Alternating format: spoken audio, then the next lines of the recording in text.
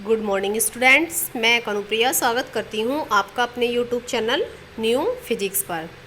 तो last videos में मैंने आपको बहुविकल्पीय प्रश्न कराए थे जिस तरीके से आपकी मासिक परीक्षा आएगी। तो जिस बच्चे ने वो वीडियो देखी हो तो मुझे लगता है कि वो बच्चा समझ गया होगा कि किस तरीके से आपकी मासिक परीक्षा ऑनलाइन होने जा रही है।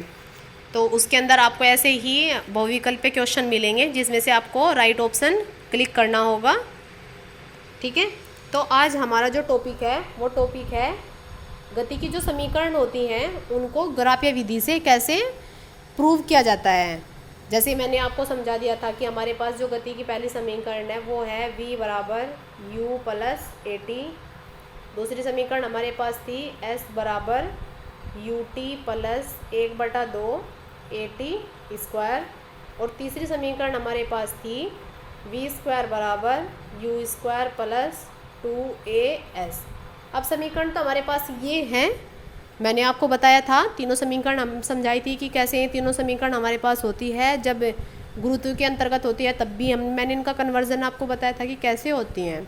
लेकिन आज हमें पढ़ना है इनका प्रूफ कैसे होता है कि ये कहाँ से आती हैं, और वो भी हमें किस मेथड से पढ़ना है, ग्राफीय विधि से।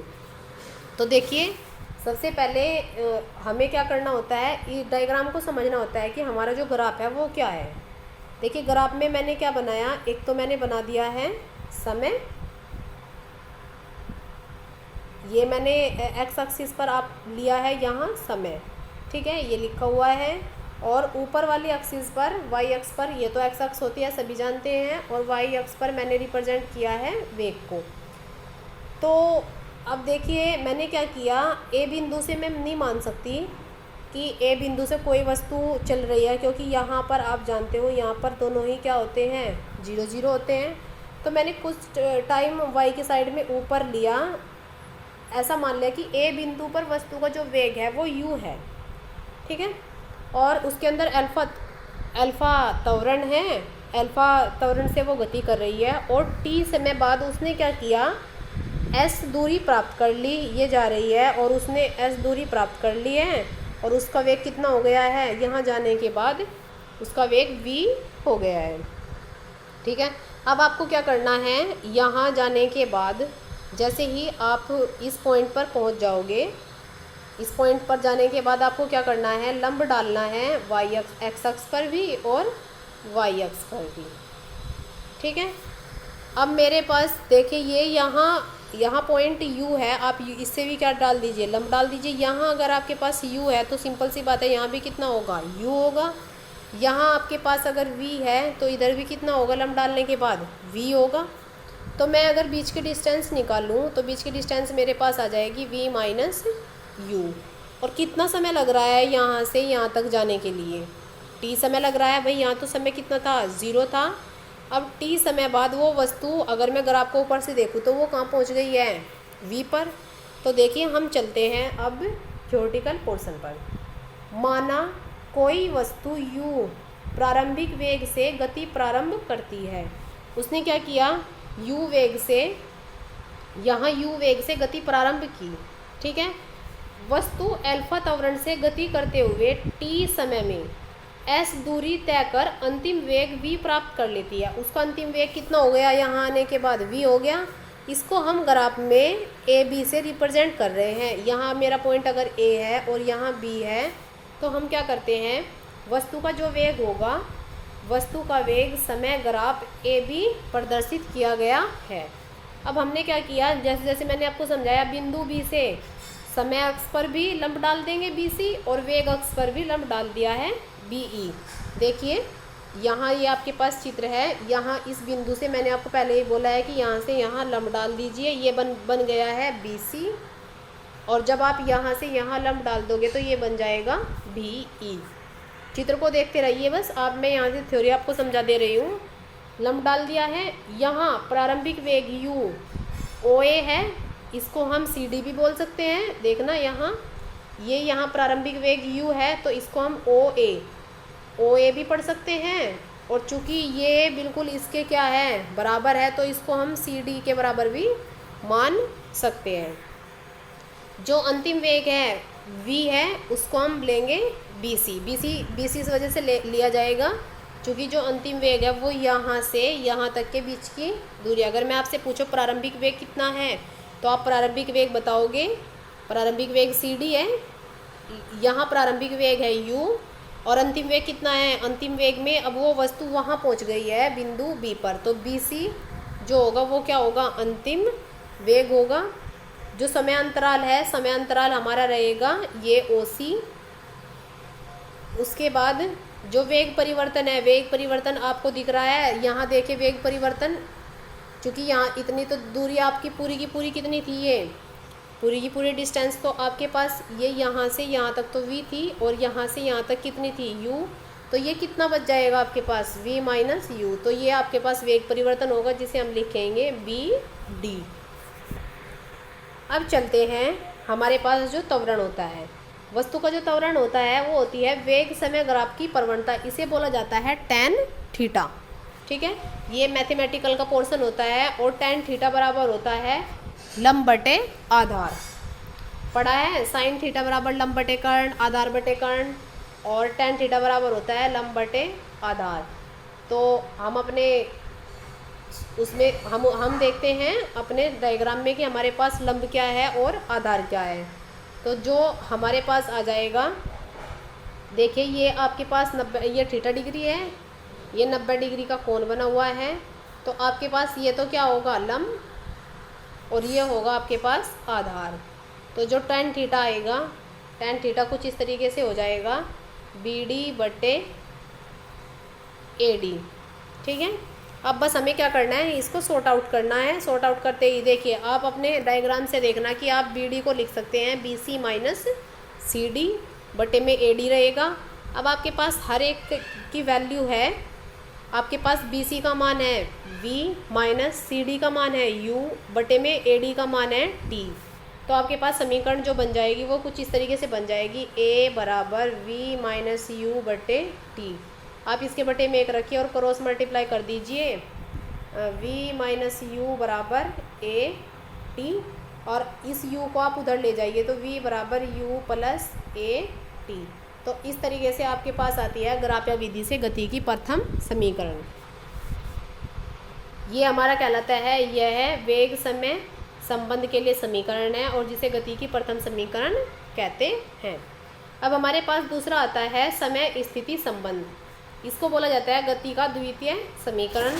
अब आपके पास देखिए जितनी भी आकृति बनी है चित्र में पहले आपकी वस्तु यहाँ थी, ठीक है, और वो यहाँ तक चली गई है, यहाँ तक, और आपने क्या किया, यहाँ से लंब डाल दिया। तो अगर मैं इस पूरे एरिया को कवर कर दूँ, ये पूरा एरिया जो बना हुआ है आपके पास, इसका क्या करूँ, क्षेत्रफल निकाल लूँ, तो क्षेत्रफल निकालने के बाद आपको क्या मिल जाएगा, आपको मिल जाएगी कि उसने कितनी दूरी कवर की है।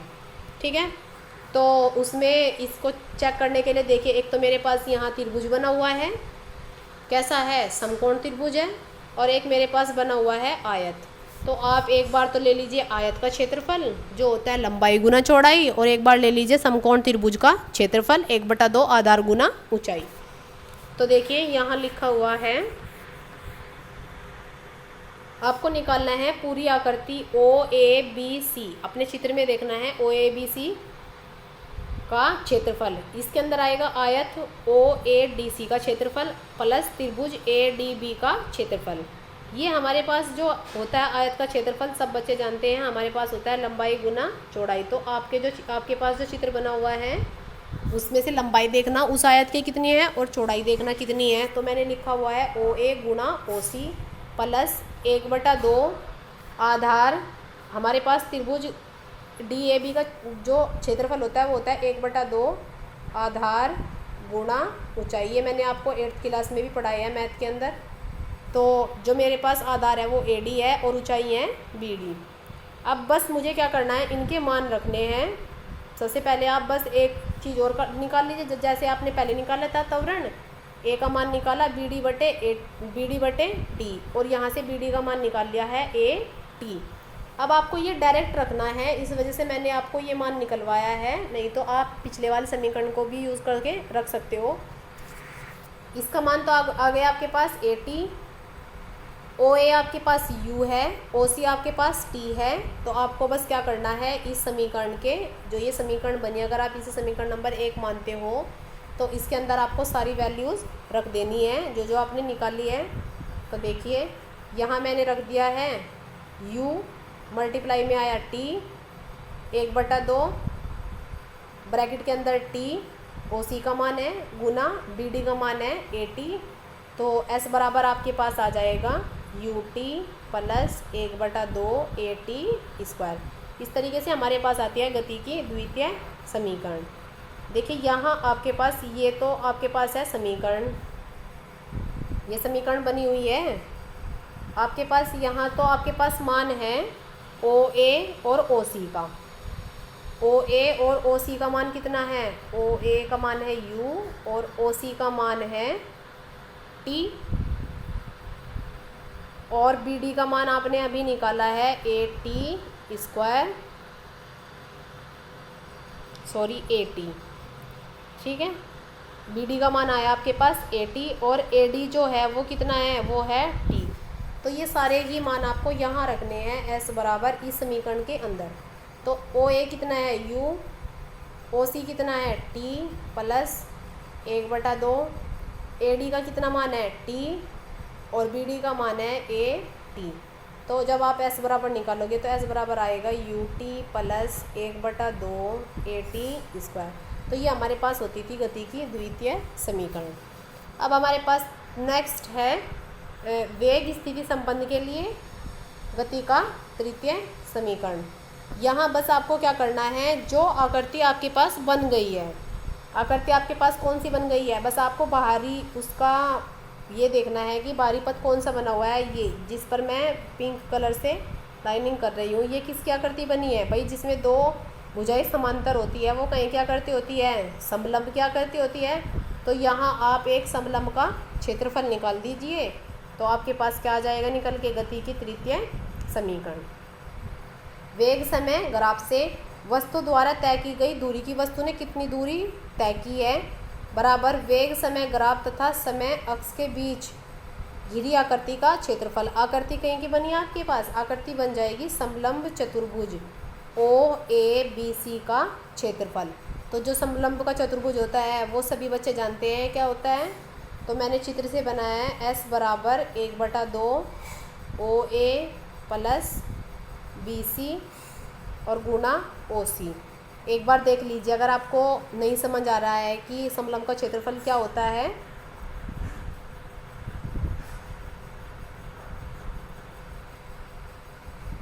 देखिए जो हमारे पास समलंब होता है, समलंब की आकृति आपके पास ये बनी, ठीक है। तो जो समलंब का क्षेत्रफल होता है, समलंब का क्षेत्रफल, समलंब का क्षेत्रफल होगा 1/2। वो भुजाएं आप जोड़ लोगे जो एक दूसरे के समांतर है। एक दूसरे के समांतर कौन सी है, ये वाली भुजा इसके समांतर है, क्योंकि ये तो देखो तिरछी सी है, ये सीधी सी है, तो ये वाली भुजा इसके समांतर है। इसका मतलब है आप ओ ए में क्या जोड़ोगे, प्लस बी सी। आपको क्या करनी है, जो दो समांतर भुजाएं हैं उन दोनों को जोड़ना है और मल्टीप्लाई करनी है इन के बीच की जो लंबवत दूरी है। लंबवत दूरी कौन सी है, लंबवत दूरी ये दिखा रही है भाई, ये आपके पास समांतर भुजा है, ये भी समांतर भुजा है, इन दोनों के बीच की दूरी कौन दिखा रहा है, ये। तो ये है आपके पास ए डी। तो जब आप देखोगे सूत्र में यही आपको मिलेगा लिखा हुआ 1/2 गुना O A plus B C गुना ए डी। बस आपको क्या करना है, मान रखना है सारी चीज़ें जहाँ जो भी आपके पास है। एस बराबर आपके पास आया, एक बार इसको यहाँ से मैं समझा दे रही हूँ। एस बराबर 1/2 यू प्लस वी मल्टीप्लाई में आएगा टी। अब आपको क्या करना है, v का मान रखना है यहाँ। v का मान कितना होता है, v का मान होता है u प्लस ए टी। किससे, गति की प्रथम समीकरण से। यहाँ निकाल लीजिए v माइनस यू बराबर क्या हो जाएगा ए टी, और t का मान निकाल लीजिए बस v माइनस यू बटे ए।